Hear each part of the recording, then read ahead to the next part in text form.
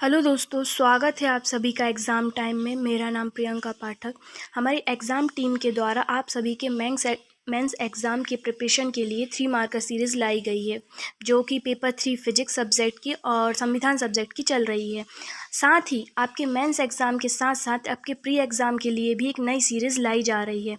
बहुत जल्द यूनिट 9 की भी ऑब्जेक्टिव सीरीज़ लाई जाएगी। यूनिट 10 में हमारे लिए आयोग दिए गए हैं, जिनकी संख्या लगभग 15 है, जो संवैधानिक और असंवैधानिक 2 भागों में विभक्त हैं। तो दोस्तों, सर के द्वारा आपको आयोग बहुत ही डिस्क्रिप्ट पैटर्न में पढ़ाए गए हैं। आप उनकी सीरीज़, उनकी वीडियो ज़रूर देखें। साथ ही इस सीरीज़ के साथ आप ऑब्जेक्टिव भी लगाते चलिए, जिससे आपकी यूनिट 10 बहुत जल्द कंप्लीट हो जाएगी। तो दोस्तों, चलिए हम पहले देखते हैं आयोग क्या है या आयोग का अर्थ क्या होता है। तो कोई दायित्व या कर्तव्य किसी व्यक्ति या संस्था को सौंपना, ठीक है। यही विशेष अधिकार किसी व्यक्ति या संस्था को किसी पद पर कार्य करने हेतु अधिकार प्रदान करता है। ये आयोग कहलाते हैं। ये आयोग हैं। इनके 2 भागों में हम पढ़ेंगे, एक असंवैधानिक और एक संवैधानिक। तो संवैधानिक आयोग वे होंगे जिनका वर्णन संविधान के विभिन्न अनुच्छेदों के तहत किया गया हो, ये संवैधानिक कहलाएंगे। इन्हें सीधी शक्ति संविधान से प्राप्त होती है। जो असंवैधानिक निकाय हैं, जिसे संसद या राज्य विधानमंडल के अधिनियम द्वारा गठित किया जाता है, ये असंवैधानिक निकाय या असंवैधानिक आयोग कहलाते हैं। चलिए दोस्तों, हम सबसे पहला अपना जो यूनिट 10 के अंतर्गत आयोग है, भारत और राज्य निर्वाचन आयोग, इसको पढ़ते हैं, इसके ऑब्जेक्टिव सॉल्व करते हैं। और दोस्तों, इसकी PDF आप डिस्क्रिप्शन से ले सकते हैं, जिसको आप पढ़ने के साथ साथ इस वीडियो को भी देखते जाइए, तो आप चीज़ें समझने के साथ साथ उनको सॉल्व करेंगे, आपकी प्रिपरेशन बहुत अच्छी हो जाएगी। तो आप इसकी PDF खरीदना ना भूलें। चलिए दोस्तों, इसका पहला प्रश्न हम देखते हैं। भारतीय संविधान के किस भाग में निर्वाचन आयोग की व्यवस्था की गई है? जैसा कि हमने देखा, इसकी व्यवस्था भारतीय संविधान में की गई है, अतः ये संवैधानिक निकाय है। एक एक शब्द को एक हम चेन के द्वारा पढ़ के उसको सॉल्व कर सकते हैं। अब हम जैसे देखते हैं कि इसका उल्लेख भाग 15 में किया गया है, तो भाग 15 के साथ हम 2 चीज़ें याद कर सकते हैं कि हम किस आर्टिकल में इसका वर्णन किया गया है। तो 324 से लेके 329 के मध्य भारत राज्य निर्वाचन आयोग का उल्लेख है। तो पहले प्रश्न का आंसर है भाग 15, आर्टिकल 324 से 329 के मध्य। दूसरा प्रश्न है, भारतीय संविधान के किस अनुच्छेद के तहत निर्वाचन आयोग का प्रावधान किया गया है? तो अनुच्छेद 324 में भारत निर्वाचन आयोग का उल्लेख है। अगला प्रश्न देखते हैं, भारत के मुख्य निर्वाचन आयोग की पदावधि क्या होती है? तो भारत निर्वाचन आयोग की पदावधि 6 वर्ष या 65 वर्ष आयु जो भी पहले हो। अगर किसी व्यक्ति की आयु 63 वर्ष है और उसे मुख्य निर्वाचन आयुक्त नियुक्त किया जाता है, तो उसे 65 पूर्ण करने के लिए केवल 2 वर्ष और हैं, तो अतः वह 2 वर्ष तक उस कार्यकाल पर, उस पद पर आसीन रहेगा। आगे देखते हैं, मुख्य निर्वाचन आयुक्त को पदच्युत किया जाता है। तो ये आर्टिकल 324 के सब क्लॉज 5 में वर्णित है। इसका आंसर होगा सी, संसद के दोनों सदनों के सदस्यों द्वारा सिद्ध कदाचार के आधार पर। इसको पद मुक्त करने की रीति वही होती है जो सुप्रीम कोर्ट के मुख्य न्यायाधीश की होती है, जिसे विशेष बहुमत 2/3 बहुमत से हटाया जाता है। 5th क्वेश्चन है, भारत के मुख्य निर्वाचन आयुक्त की नियुक्ति कौन करता है? तो इसका वर्णन आर्टिकल 324 के सब क्लॉज 2 में दिया गया है। तो भारत के मुख्य निर्वाचन आयुक्त जो है, उसकी नियुक्ति राष्ट्रपति के द्वारा की जाती है। निर्वाचन आयोग को हटाया जा सकता है, तो निर्वाचन आयोग को मुख्य आयुक्त के परामर्श से राष्ट्रपति द्वारा हटाया जा सकता है। हम जानते हैं कि ये एक बहुसदस्यीय निकाय है, मतलब इसमें कुल 3 सदस्य होते हैं, जिसमें से एक मुख्य निर्वाचन आयुक्त होता है, 2 अन्य सदस्य होते हैं। जो मुख्य निर्वाचन आयुक्त होता है, उसकी नियुक्ति राष्ट्रपति जी द्वारा की जाती है। जो अन्य 2 निर्वाचन आयुक्त हैं, उनकी नियुक्ति राष्ट्रपति के द्वारा तो की जाती है, पर मुख्य निर्वाचन आयुक्त के परामर्श के द्वारा। तो इसका आंसर होगा सी। आगे देखते हैं 7वां क्वेश्चन कि भारत मुख्य निर्वाचन आयुक्त के पदच्युत किया जा सकता है। जो आयुक्त है, उन्हें कैसे हटाया जा सकता है? इनकी नियुक्ति राष्ट्रपति द्वारा की जाती है। इन्हें हटाने के लिए उस प्रक्रिया द्वारा जो सर्वोच्च न्यायालय के मुख्य न्यायाधीश पर लागू होती है। जैसे अभी हमने 4th क्वेश्चन में देखा था कि इसका वर्णन आर्टिकल 324 के सब क्लॉज 5 में वर्णन है, जो कि विशेष बहुमत के द्वारा हटाया जा सकता है, जो किसके समान है, सर्वोच्च न्यायालय के न्यायाधीश के समान है। 8वां क्वेश्चन है, भारत के मुख्य निर्वाचन आयुक्त का पद समकक्ष होता है, उन्हें हटाने की प्रक्रिया सर्वोच्च न्यायालय के न्यायाधीश के समान है, अतः उनका पद भी सर्वोच्च न्यायालय के न्यायाधीश के ही समान होता है। यहाँ एक बात का ध्यान रखें कि सर्वोच्च न्यायालय के मुख्य न्यायाधीश की बात नहीं हो रही है, जो सर्वोच्च न्यायालय के अन्य न्यायाधीश होते हैं उनकी बात हो रही है। ये गलती बिल्कुल ना करें। आगे देखते हैं, क्वेश्चन है 9वां, भारत में राजनीतिक दलों को मान्यता निम्न में से किसके द्वारा प्रदान की जाती है? तो भारत के जो राजनीतिक दल है वो भारत का निर्वाचन आयोग के द्वारा प्रदान किया जाता है। इसका आंसर होगा बी। 10वां क्वेश्चन है, लोकसभा अध्यक्ष का निर्वाचन इनमें से कौन करता है? इस क्वेश्चन को बहुत ध्यान से देखें, पढ़ने के बाद तुरंत ऐसा ना हो आप चुनाव आयोग लगा दें। इसको ध्यान से देखें, लोकसभा का जो अध्यक्ष है उसका निर्वाचन उसी सभा के सदस्यों द्वारा किया जाता है।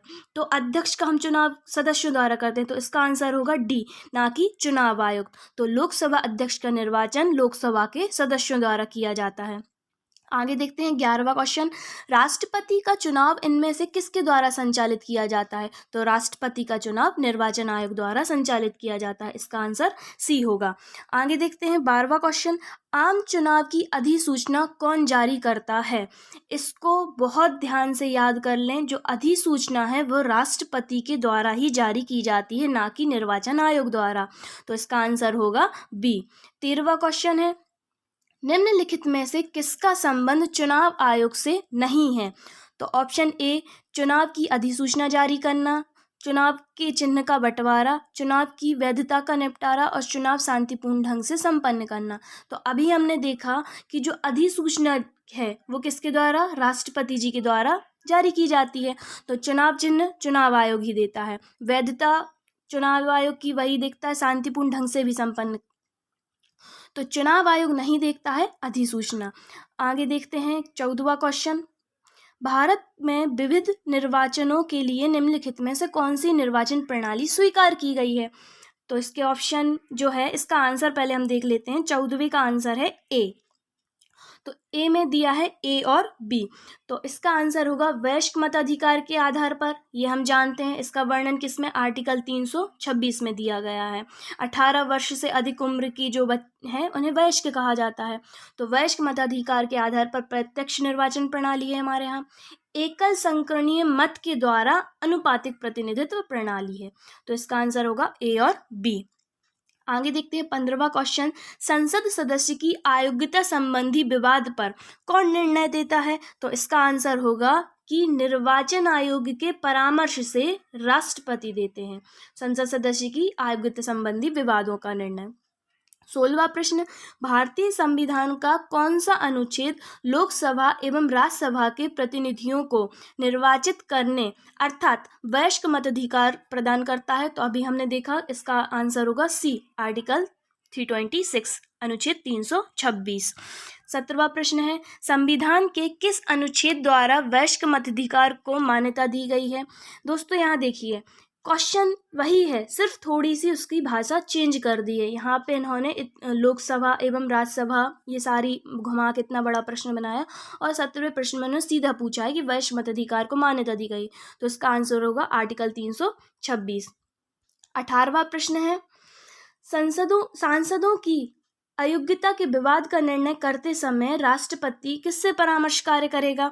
तो 18वें का आंसर होगा डी, भारत के निर्वाचन आयोग से। 19वां क्वेश्चन है, दिनेश गोस्वामी समिति का संबंध किससे है? तो हम जानते हैं कि दिनेश गोस्वामी संबंध निर्वाचन सुधारों से है। उन्होंने अपनी एक रिकमेंडेड दी थी निर्वाचन में सुधारों हेतु। इसको हमने डिटेल में जो सर के द्वारा आयोग की वीडियो अपलोड की गई हैं, आप उन्हें ज़रूर देखें, उससे आपका बहुत आयोग कंप्लीट होंगे। और इस वीडियो सीरीज़ के ज़रिए आप ऑब्जेक्टिव करें तो आपकी दोनों तरीके से बहुत अच्छी तैयारी हो जाएगी। 20वां प्रश्न है, चुनाव आयोग 3 सदस्यीय आयोग किस वर्ष बना? तो इसका आंसर है सी, 1989 में। ये जैसे कि 16 अक्टूबर 1988 को 3 सदस्यीय बना, फिर उसमें उसके 2, मतलब एक पूरा एक क्रम जो है, किस किस दिनांक को क्या क्या परिवर्तन हुए, ये सारी चीज़ें आप डिटेल से वो आयोग वाली वीडियो से पढ़ सकते हैं। यहाँ हम सिर्फ क्वेश्चन आंसर को लगाते हुए चलते हैं।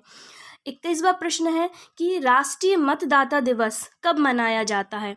तो इसका आंसर होगा 25 जनवरी, सी। 25 जनवरी को राष्ट्रीय मतदाता दिवस मनाया जाता है। 22वां प्रश्न है राज्य निर्वाचन आयोग इनमें से क्या है? तो हमने अभी संवैधानिक निकाय की क्या परिभाषा देखी कि जिसको शक्तियां संविधान द्वारा प्रदान की जाती हैं और जिसका उल्लेख संविधान में होता है। तो हम जानते हैं कि भारत निर्वाचन आयोग का जो उल्लेख है या राज्य निर्वाचन का आयोग का उल्लेख भाग 15 के अनुच्छेद 324 से 329 के मध्य किया गया है। अतः 22वें का आंसर होगा ए, यह एक संवैधानिक निकाय है। 23वां प्रश्न निर्वाचन आयोग इनमें से क्या है? निर्वाचन आयोग इनमें से क्या है? तो यह एक संवैधानिक निकाय है। वर्तमान में निर्वाचन आयोग में कितने सदस्य हैं? तो वर्तमान में इसमें 3 सदस्य हैं जो कि वर्ष 1989 को बने। 25वां और इस वीडियो का आखिरी प्रश्न निर्वाचन आयोग इनमें से किसके निर्वाचन का संचालन, अधीक्षण, निर्देशन एवं नियंत्रण करता है? तो हम देखते हैं संसद सदस्यों एवं राष्ट्रपति का करता है, विधानमंडल के सभी निर्वाचन भी निर्वाचन आयोग देखता है और उपराष्ट्रपति का चुनाव भी। जो स्थानीय निकाय वाले चुनाव है वो राज्य निर्वाचन आयोग देता है। अगर यहाँ पे निर्वाचन आयोग स्पेसिफाई राज्य नहीं लिखा गया है तो हम इसका जो आंसर है उसके लिए भारत निर्वाचन आयोग ही समझेंगे और इसको हल करेंगे। तो इसका आंसर होगा डी, ये इन सभी के चुनाव कराता है। दोस्तों आई होप आपको पसंद आई हो वीडियो और दोस्तों को शेयर ज़रूर करें। अगर इसमें व्यू ज़्यादा होंगे तो ये हम सीरीज़ आगे बढ़ाएंगे और आपको पूरे आयोग के ऑब्जेक्टिव कंप्लीट करवाएंगे। इसलिए इस चैनल में आप नए हैं तो सब्सक्राइब करना ना भूलें और कमेंट बॉक्स में आपको ये वीडियो कैसी लगी ज़रूर बताएं। Thank you so much.